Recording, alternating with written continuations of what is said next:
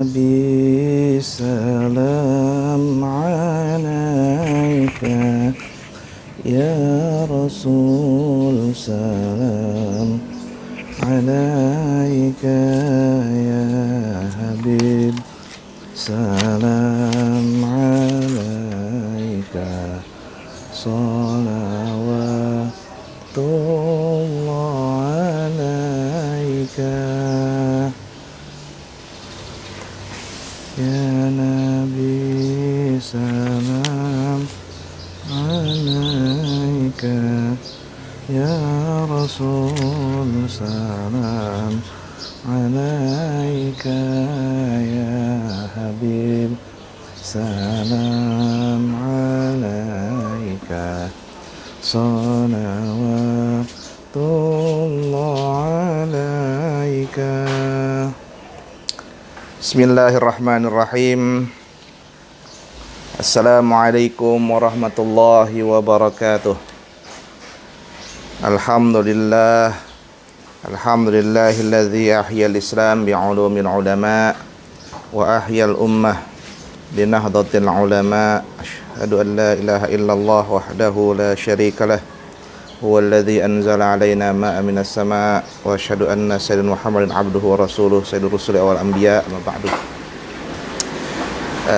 Seluruh hadirin ngaji narasi online yang dirahmati Allah Subhanahu wa taala, alhamdulillah ngaji kita untuk tafsir Al-Qur'an Kementerian Agama ini kita mulai, dan mohon maaf kita memulainya sore hari.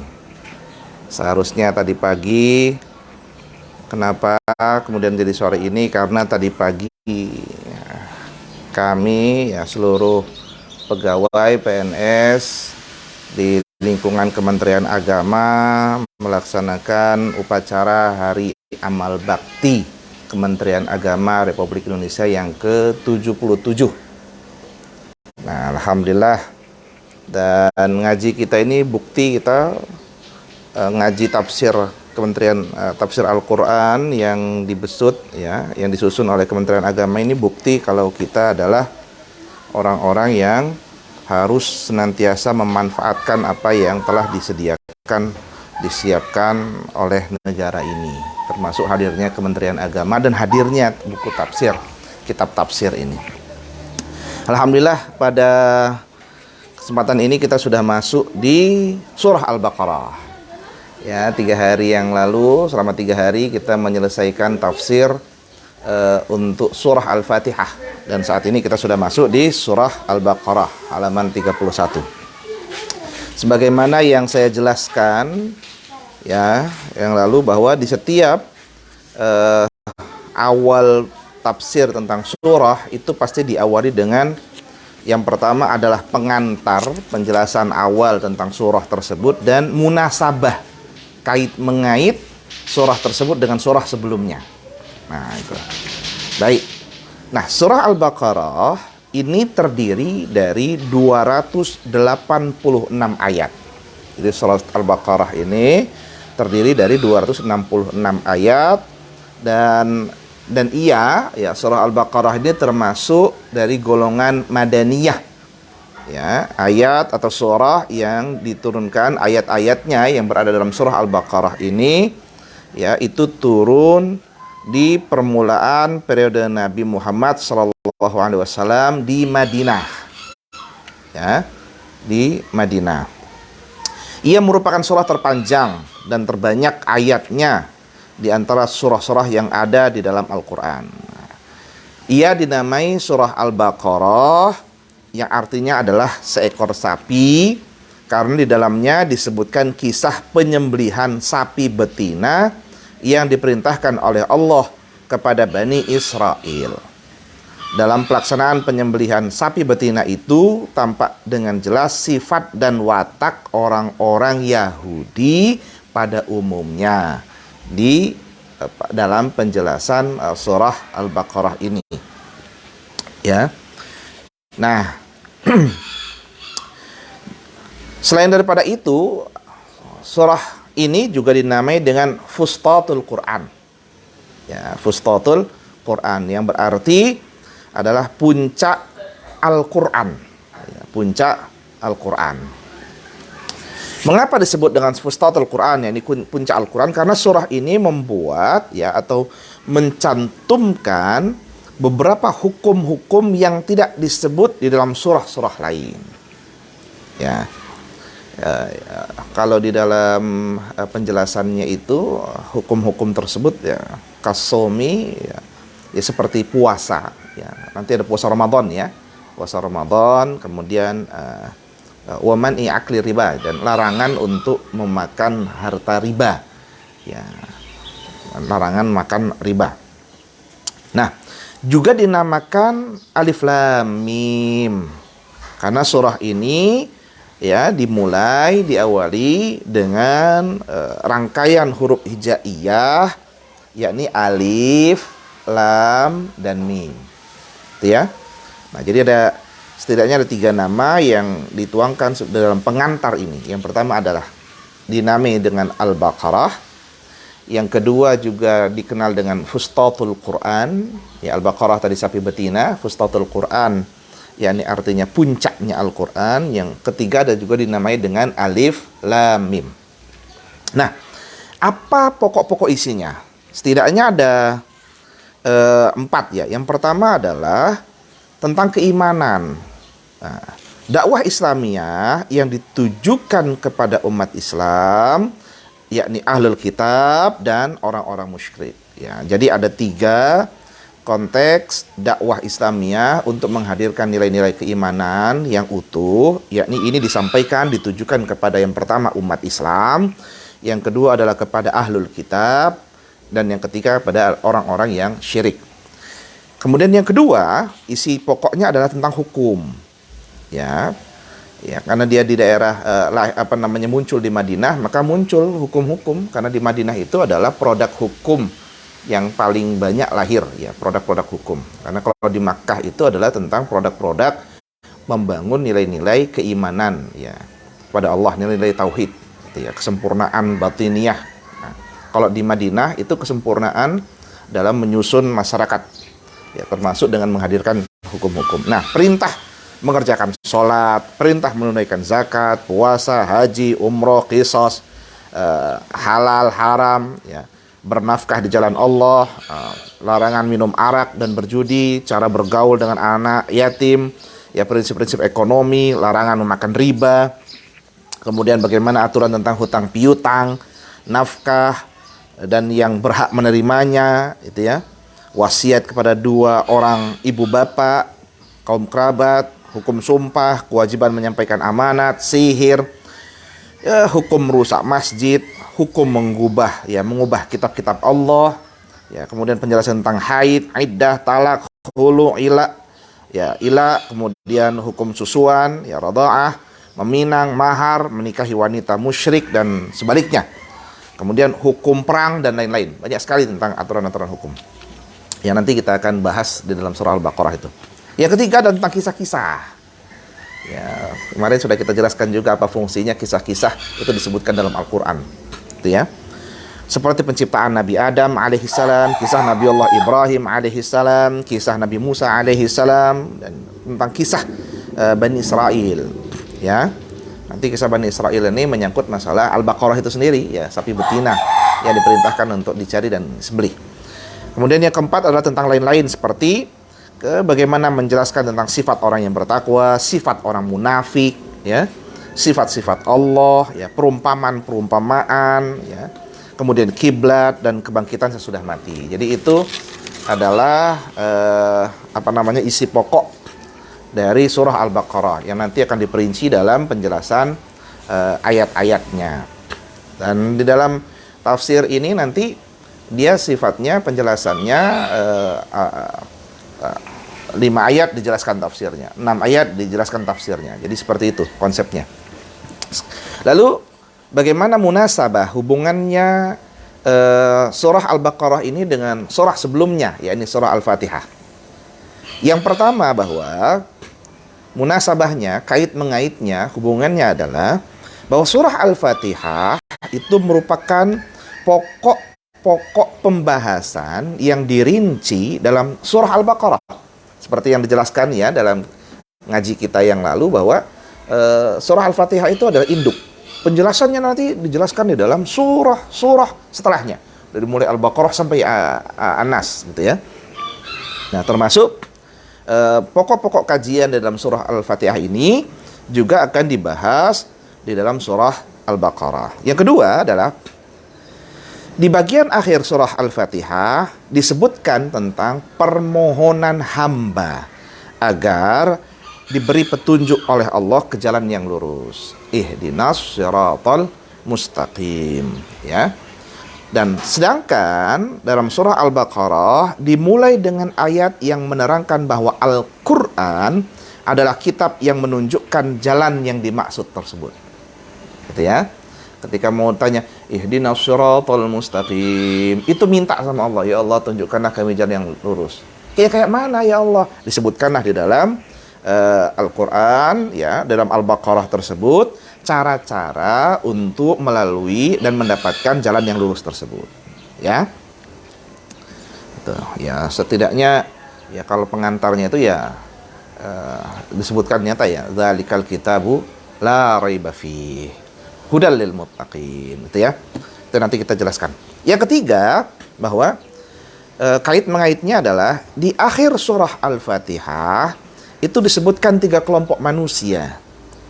Yaitu adalah orang yang diberi nikmat, an'amta alaihim, yang dimurkai oleh Allah, ya, maghdubi alaihim, ya, dan yang ketiga adalah orang yang sesat, dhalin, ya. Nah, orang yang sesat. Nah, sedangkan di awal surah Al-Baqarah itu juga disebutkan 3 kelompok. Ya, yaitu yang pertama adalah kelompok orang yang bertakwa. Nah, kelompok orang yang bertakwa ini kait mengait dengan orang-orang yang diberi nikmat. Kemudian orang kafir yang kait mengait dengan orang-orang yang dimurkai Allah. Dan yang ketiga adalah orang munafik, yakni orang-orang yang sesat. Nah, pertanyaannya kenapa kok beda antara kafir dan munafik? Ya, karena kalau kafir itu adalah orang yang nyata-nyata ya, menentang dan melawan apa yang dibawa oleh Rasulullah Shallallahu Alaihi Wasallam. Maka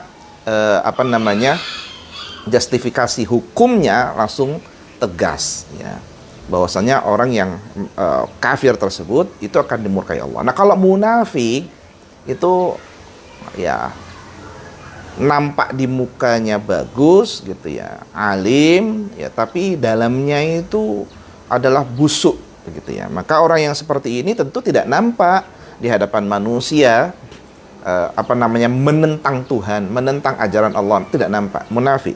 Maka orang yang di sini karena tidak nampak ini, maka ia disebut sebagai sesat. Baik, kita akan memulai tafsir. Yang pertama tentang surah Al-Baqarah ini adalah ayat 1 sampai ayat 5. Kita baca sama-sama. Kalau ada yang saat ini membawa Al-Quran, silahkan yang di dekatnya ada Al-Quran, ya silahkan dibuka. Kita baca sama-sama. A'udzu billahi minasy syaithanir rajim. Bismillahirrahmanirrahim. Alif Lam Mim. Dzalikal kitabu la raiba fihi hudal lil muttaqin. Alladzina yu'minuna bil ghaibi wa yuqimuna as-salata wa mimma razaqnahum yunfiqun. والذين يؤمنون بما أنزل إليك وما أنزل من قبلك وبالآخرة هم يوقنون أولئك على هدى من ربهم وأولئك هم المفلحون. Ya, artinya adalah Alif Lam Mim, kitab Al-Quran ini tidak ada keraguan padanya, petunjuk bagi mereka yang bertakwa. yaitu mereka yang beriman kepada yang gaib, melaksanakan salat, menginfakkan sebagian rezeki yang kami, kata Allah, berikan kepada mereka. Dan mereka yang beriman kepada Al-Quran yang diturunkan kepadamu, mu-nya ini yakni Nabi Muhammad SAW, dan kitab-kitab yang telah diturunkan sebelum engkau, sebelum Nabi Muhammad. Dan mereka yakin akan adanya akhirat. Merekalah yang mendapat petunjuk dari Tuhannya, dan mereka itulah orang-orang yang beruntung. Seperti konsep penulisan kitab, ya, penyusunan kitab ini setelah ayat, lalu kemudian artinya, ya, terjemahnya, lalu kemudian dijelaskan tentang al-mufradatnya, ya, ini tentang kosakata. Kosakata utamanya adalah al-muttaqin, gitu ya. Nah, kata al-muttaqin adalah isim fa'il dalam bentuk jamak dari kata ittaqa yattaqi, yang berarti menjaga diri dari segala yang membahayakan. Juga kata takwa berarti berjaga-jaga atau melindungi diri dari sesuatu. Nah, secara etimologi, kata takwa mengandung pengertian menjaga diri dari segala perbuatan dosa dengan meninggalkan segala yang dilarang Allah Subhanahu wa taala dan melaksanakan segala yang diperintahkan oleh Allah Subhanahu wa taala. Biasanya kalau kita diterjemahkan apa itu takwa, takut. Ya, takut. Tapi maksud utamanya adalah bagaimana konsep takutnya dengan cara menjaga diri dari segala perbuatan dosa. Nah, Al-Quran menyebut orang yang bertakwa dengan muttaqi, ya, jamaknya muttaqin, itu artinya adalah orang yang bertakwa, dan kata ini disebut dalam Al-Quran sebanyak 43 kali. Masya Allah. Jadi orang-orang bertakwa itu dipanggil Allah, disebut Allah sebanyak 43 kali. Ya. Yaitu pada surah Al-Baqarah, Ali Imran, Al-Ma'idah, Al-A'raf, At-Taubah, Hud, Al-Hijr, An-Nahl, Maryam, Al-Anbiya, An-Nur, Al-Furqan, Asy-Syu'ara, Al-Qasas, Sad, ya, Az-Zumar, Az-Zukhruf, Ad-Dukhan, Al-Jasiyah, Qaf, ya. Kemudian Az-Zariyat, ya, At-Tur, Al-Qalam, Al-Haqqah, Al-Mursalat, dan An-Naba. Nah, kata ini digunakan Al-Quran untuk yang pertama menggambarkan bahwa orang-orang bertakwa itu dicintai oleh Allah, dan di akhirat nanti akan diberikan pahala serta tempat yang paling baik, yaitu di surganya Allah Subhanahu wa ta'ala. Hal ini pula seperti yang diungkapkan dalam surah Ali Imran ayat 76. Ya, ini sering banyak orang salah nyebutnya. Surah Al-Imran, bukan Al-Imran, Ali Imran. Ya, dan Az-Zariyat ayat 15 serta Ad-Dukhan ayat 51.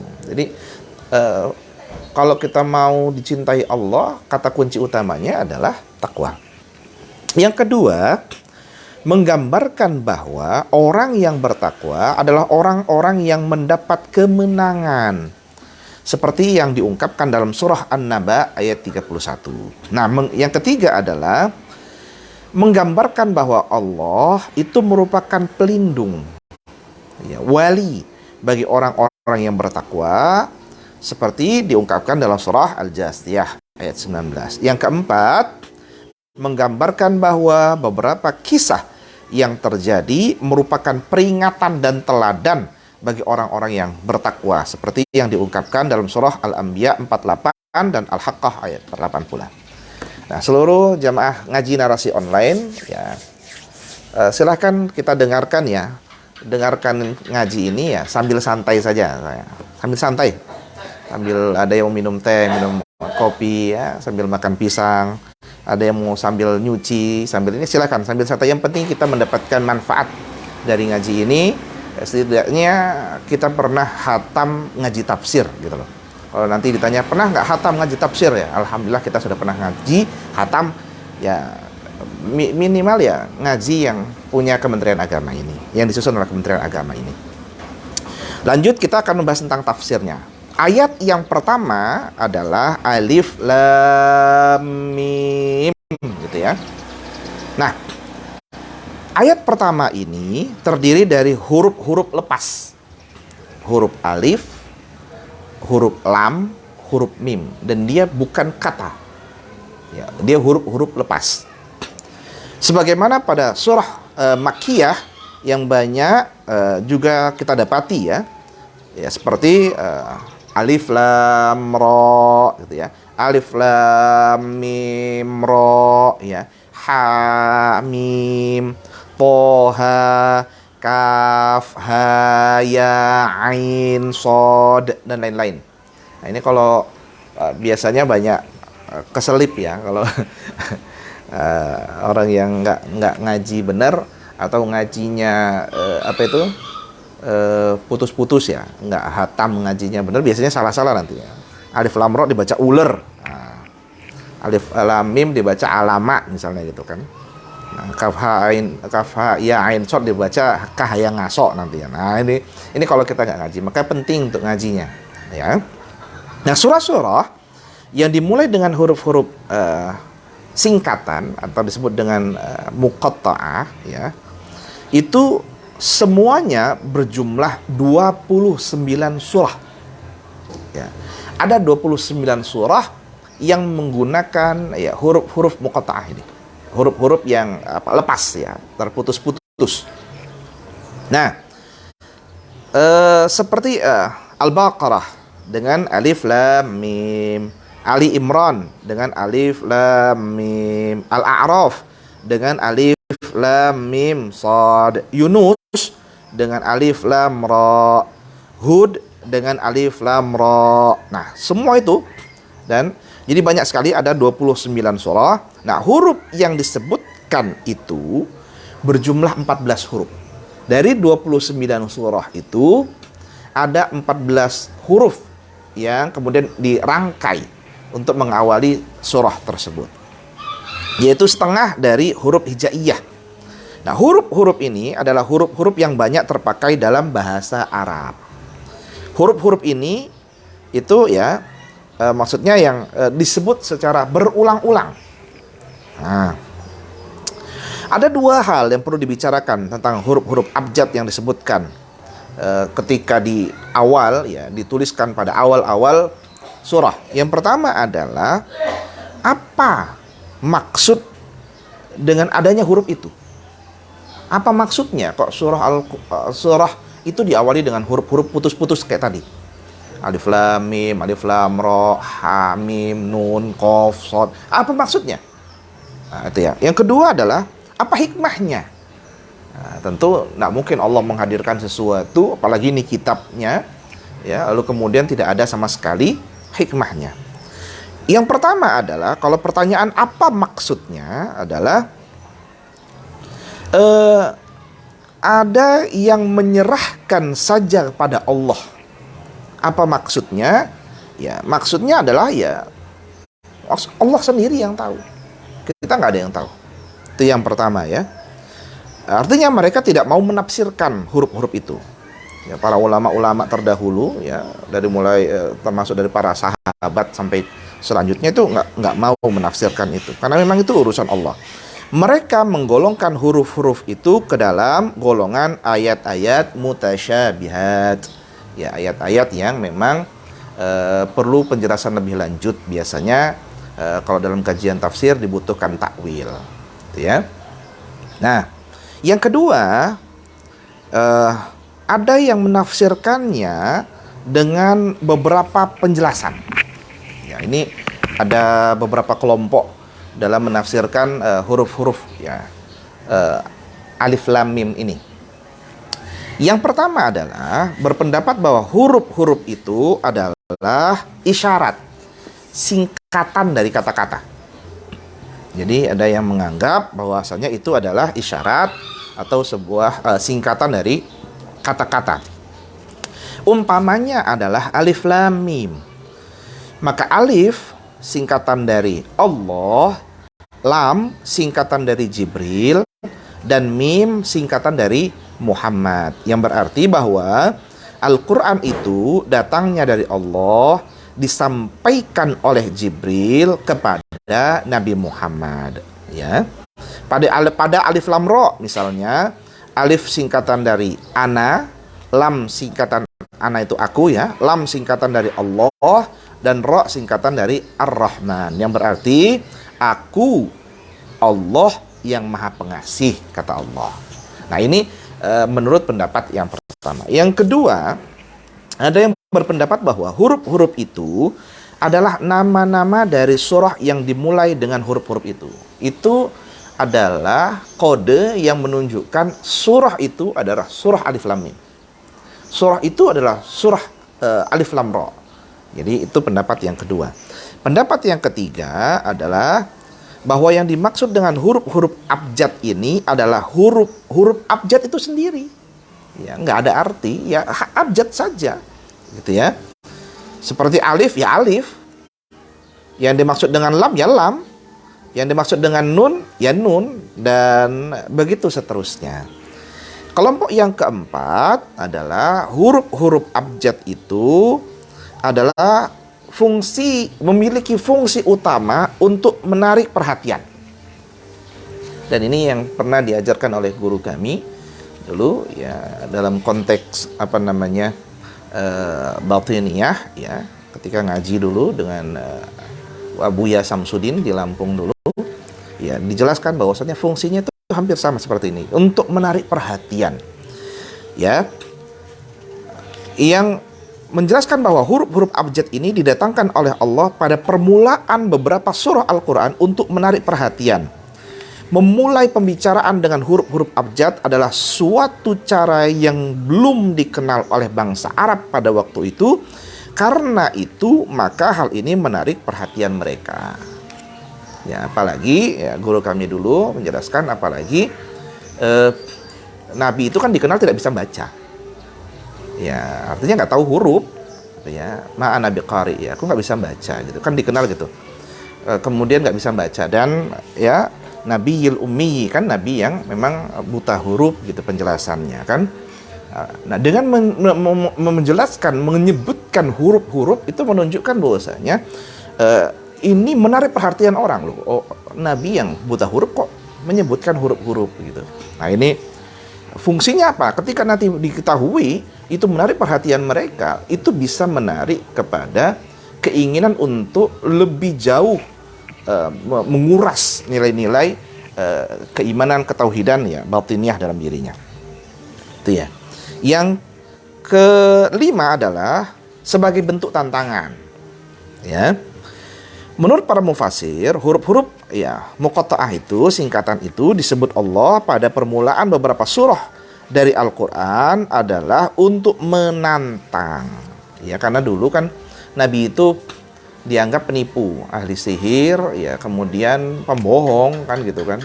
Masa bawa mendapatkan firman Allah, ini bohong, ini nggak bener ini. Nah, kalau gitu ditantang, ya tantangan itu bunyinya kira-kira begini. Al-Quran itu diturunkan dalam bahasa Arab, yaitu bahasa kamu sendiri. Ya, bahasa Nabi Muhammad dan seluruh bangsa di Quraisy saat itu ya, di Jazirah Mekah itu ya, yang tersusun dari huruf-huruf singkatan seperti alif lam mim ra kaf ha ya ain shad ya, dan lain sebagainya. Maka kalau kamu tidak percaya bahwa Al-Quran itu datangnya dari Allah dan kamu mendakwakan datangnya dari Muhammad, yakni dibuat oleh Muhammad itu sendiri SAW, maka cobalah kamu buat ayat-ayat yang seperti Al-Quran ini. Kalau Nabi Muhammad dapat membuatnya, tentu kamu juga dapat membuatnya. Ya, kalau ini adalah karangan Nabi Muhammad sendiri, ya, Quran itu adalah made in Muhammad misalnya kan ya, karangannya Muhammad, ya, tentu kamu bisa dong, ya, kamu kan sama kayak Nabi Muhammad juga, manusia juga yang punya akal, ya, coba buat, ya, bentuknya sebagai tantangan. Maka ada penantang, ya,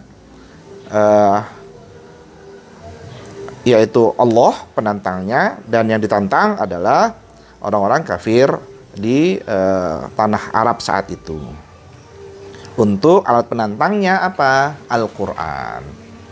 Nah, sekalipun mereka adalah orang-orang yang fasih berbahasa Arab dan mengetahui pula seluk-beluk bahasa Arab menurut naluri mereka, karena di antara mereka ada juga ya pujangga-pujangga, ya ahli-ahli syair, ya ahli-ahli pidato. Namun demikian mereka tidak bisa menjawab tantangan Al-Quran dengan membuat ayat-ayat seperti Al-Quran. Ada juga di antara mereka yang memberanikan diri untuk menjawab tantangan itu dengan mencoba membuat kalimat-kalimat seperti Al-Quran, tetapi sebelum mereka ditertawakan oleh orang-orang Arab itu, lebih dahulu mereka tidak ditertawakan oleh diri mereka sendiri. Akhirnya mereka apa? Nggak berani untuk melanjutkan. Itu ayat pertama. Sekarang ayat yang kedua.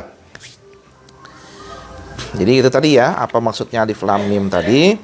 Jadi terbagi menjadi dua kelompok. Kelompok yang pertama menyerahkan kepada Allah. Kelompok yang kedua adalah terbagi lagi dalam beberapa kategori penilaian, penelaahan untuk memaknainya.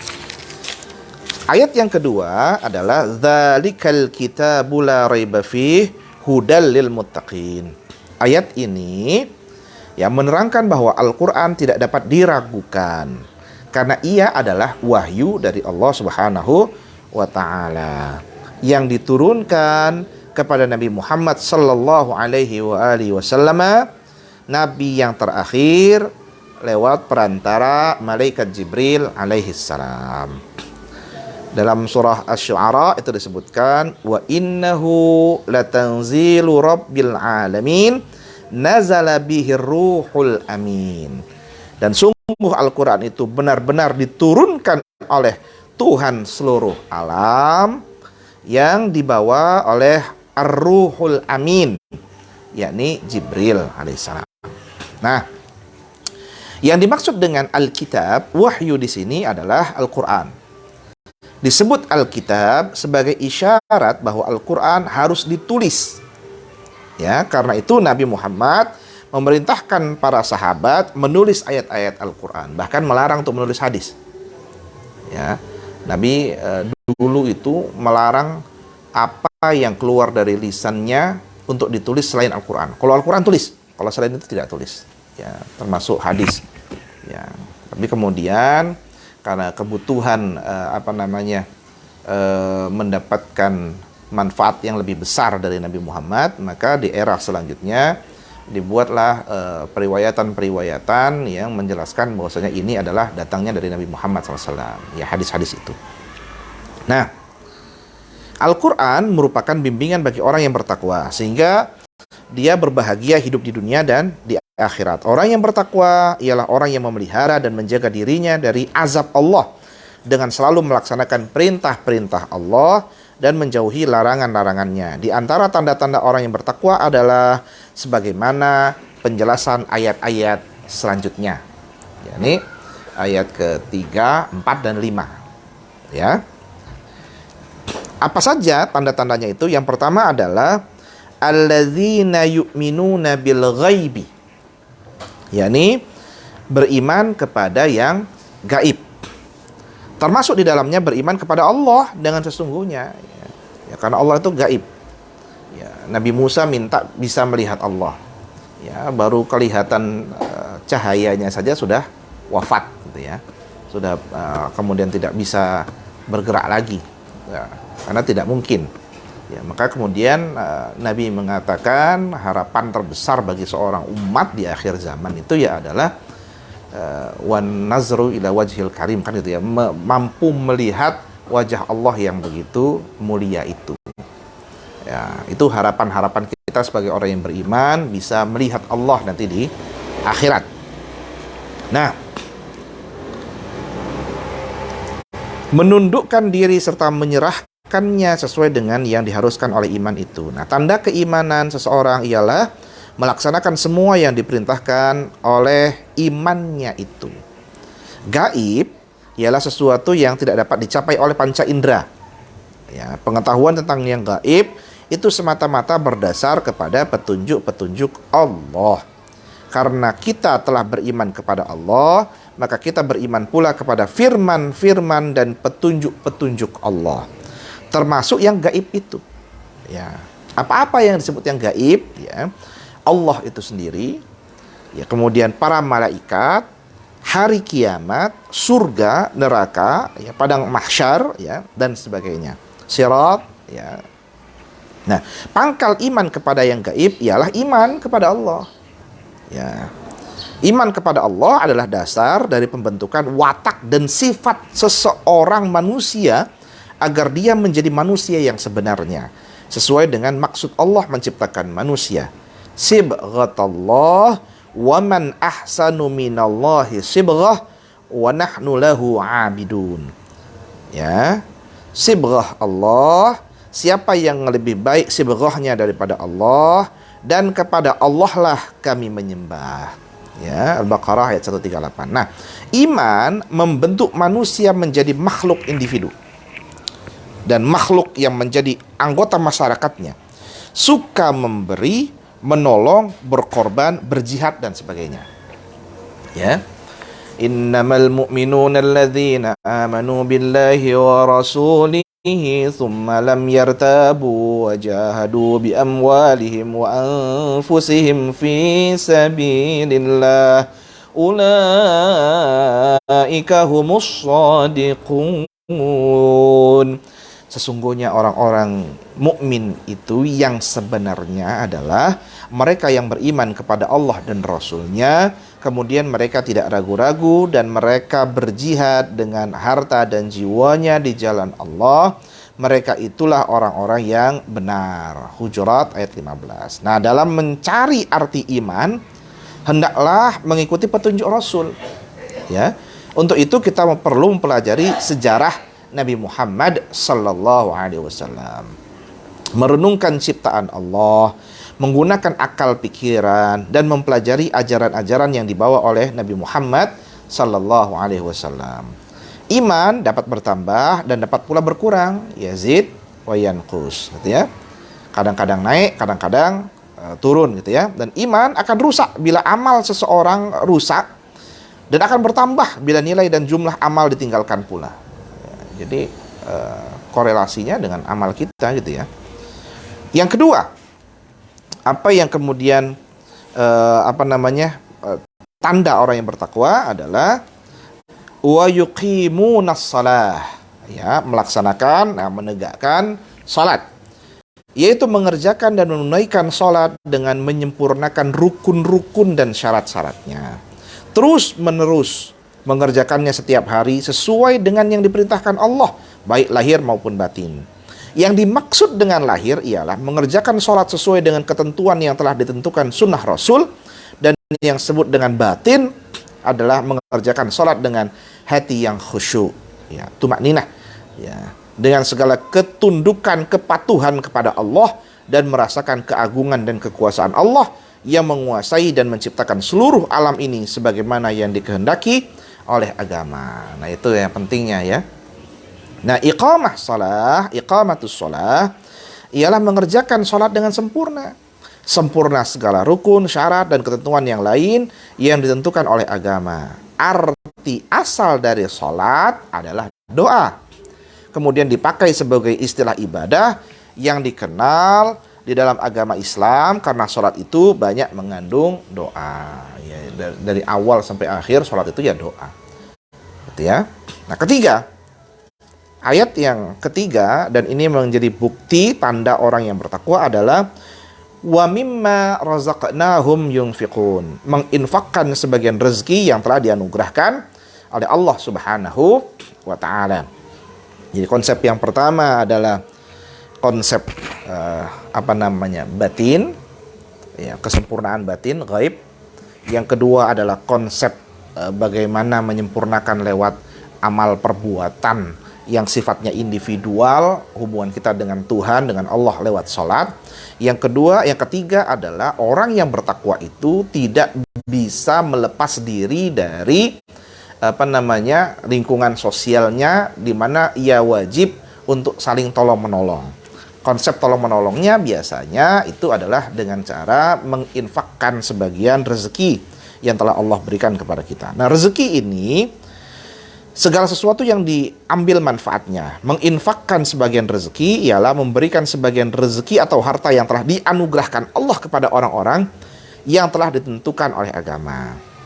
Nah, pengertian menginfakkan harta di jalan Allah meliputi belanja untuk kepentingan di jalan Allah, ya, pembangunan perguruan, ya, rumah sakit, ya, usaha penelitian ilmiah dan lain-lain. Juga berinfak untuk semua kepentingan umum dengan niat melaksanakan perintah Allah termasuk fi sabilillah, di jalan Allah. Harta yang akan diinfakkan itu ialah sebagiannya saja, tidak seluruhnya. Ya, jadi yang diberikan yang sebagian saja. Dalam ayat ini tidak dijelaskan berapa banyak yang dimaksud dengan sebagian itu. Apakah 1/2, 1/3, 1/4 dan sebagainya. Dalam hal ini Allah melarang berlaku kikir dan melarang berlaku boros. Wala taj'al yadaka maghlulatan ila 'unuqika wala tabsutha kullal basti fataq'uda maluman mahsura. Dan janganlah engkau jadikan tanganmu terbelenggu pada lehermu, ya, dan jangan pula engkau terlalu mengulurkannya, ya. Nanti kamu menjadi tercela dan menyesal. Yang satu nggak boleh kikir, yang satu nggak boleh boros. Kikir nggak boleh, boros nggak boleh. Allah melarang berlebih-lebihan atau kikir dalam membelanjakan harta. Walladzina idza anfaqu lam yusrifu walam yaqturu wa kana baina dzalika qawama. Dan termasuk hamba-hamba Allah yang Maha Pengasih, mereka yang apabila menginfakkan harta mereka tidak berlebihan dan tidak pula berlaku kikir, tapi berada di antara keduanya secara wajar, ya. Al-Furqan ayat 67. Pada firman Allah yang lain dijelaskan bahwa yang dimaksud dengan sebagian harta itu adalah seperti pertanyaan wa yas'alunaka madza yunfiqun qulil 'af. Mereka menanyakan kepadamu tentang apa yang harus mereka infakkan, katakanlah kelebihan dari apa yang diperlukan. Yang dimaksud dengan kelebihan ialah setelah mereka cukup makan dan memiliki pakaian yang dipakai, sandang, sandang, pangan, papan, gitu ya. Nah, jika jadi nggak perlu harus kaya, ya, tidak perlu harus kaya, ya. Tetapi selain yang mereka makan dan pakaian yang pakai pada hari itu adalah termasuk lebih, ya, pakaian sudah ada, apalagi kalau pakaian bisa berlebih-lebih, gitu ya, ya. Di lemarinya numpuk sekali pakaian, banyak sekali, gitu, yang belum tentu bisa dipakai satu hari itu satu, bisa berlebih banyak sekali. Nah, itu disebut dengan lebih. Allah telah menjelaskan cara-cara membelanjakan harta itu dan cara-cara menggunakannya. Rasulullah Shallallahu Alaihi Wasallam itu menjelaskan khairus sadaqati an zahril ghina. Ya, sebaik-baik sedekah adalah kelebihan dari kebutuhan pokoknya. Kelebihan dari kebutuhan pokok, ya, sandang, pangan, papan. SPP, artinya rawahu Imam Bukhari dan Imam Muslim.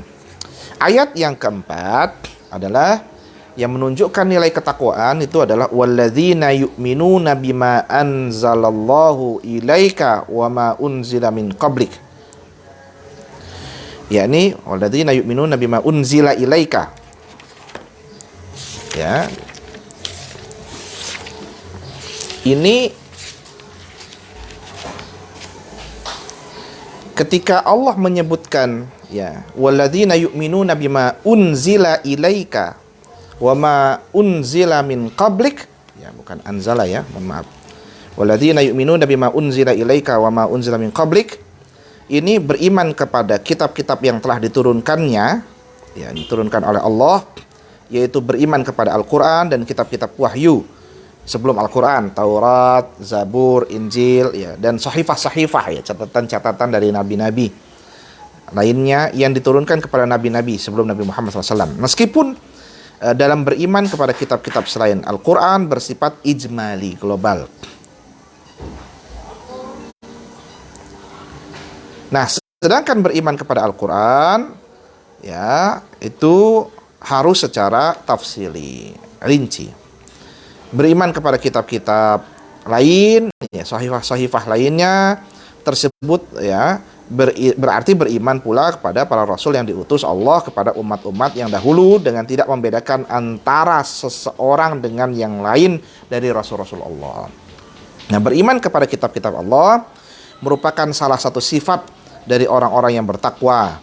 Orang-orang yang beriman kepada kitab-kitab Allah dan mempelajari isinya adalah para ahli waris Nabi, ahli waris ajaran-ajaran Allah, baik orang-orang yang dahulu maupun orang-orang sekarang sampai akhir zaman. Sifat ini akan menimbulkan rasa dalam diri seseorang muslim bahwa mereka adalah umat yang satu, agama mereka adalah satu, agama Islam.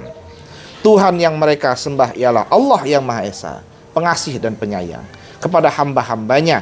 Sifat ini akan menghilangkan eksklusivisme, sifat berbeda dalam diri seseorang muslim, yaitu meliputi semua sifat sombong, tinggi hati, fanatik, ya, terhadap golongannya, rasa kedaerahan dan perasaan kebangsaan, ta'assub, ya, perasaan, ya, kepada yang berlebihan, asabiyah, ta'assub. Nah, yang kelima adalah wabil akhiratihum yuqinun, dan beriman kepada adanya hari akhirat. Lawan dari dunia, akhirat itu, ya. Nah, akhirat ialah tempat manusia berada setelah dunia ini lenyap. Beriman akan adanya akhirat ialah benar-benar percaya akan adanya hidup yang kedua setelah dunia ini berakhir. Orang-orang yang mempunyai sifat ini adalah orang-orang yang mendapat petunjuk dan bimbingan dari Allah Subhanahu wa taala, ya. Ya, saya tadi juga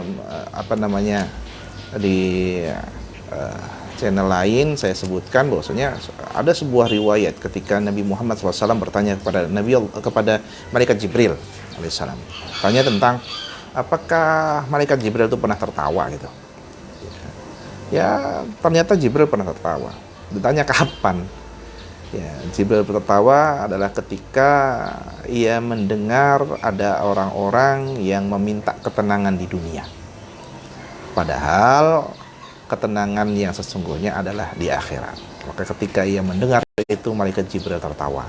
Insyaallah, mudah-mudahan kita semua menjadi orang-orang yang mendapatkan ketenangan di akhirat dengan ketakwaan yang diajarkan oleh Allah Subhanahu wa taala lewat surah Al-Baqarah ayat 1 sampai ayat 5 ini. Kesimpulannya adalah bahwa Al-Quran tidak diragukan kebenarannya dan berfungsi sebagai petunjuk.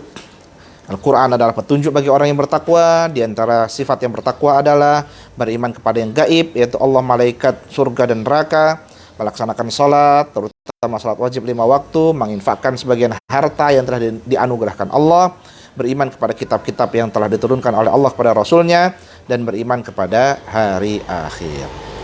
Serta yang ketiga, kesimpulannya adalah orang-orang yang memiliki ciri-ciri itu akan mendapatkan petunjuk dan kebahagiaan di dunia dan di akhirat. Alhamdulillah, kita sudah selesai untuk ngaji ayat 1 sampai ayat 5 ini. Insyaallah nanti kita akan lanjutkan untuk penjelasan tentang golongan kafir yang disebutkan di dalam ayat 6 dan ayat 7 dari surah Al-Baqarah ini. Mudah-mudahan Allah memberikan kita keberkahan, memberikan rahmatnya atas apa yang kita sudah kaji pada sore hari ini. Ihdinas siratal mustaqim, siratal ladzina an'amta 'alaihim ghairil maghdubi 'alaihim waladdallin. Amin. Wallahul muwaffiq ila aqwamit thariq. Assalamualaikum warahmatullahi wabarakatuh. Salatullah, salamullah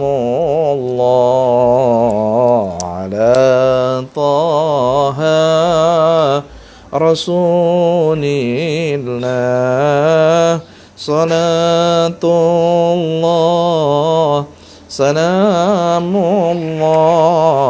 ala yasin habibillah.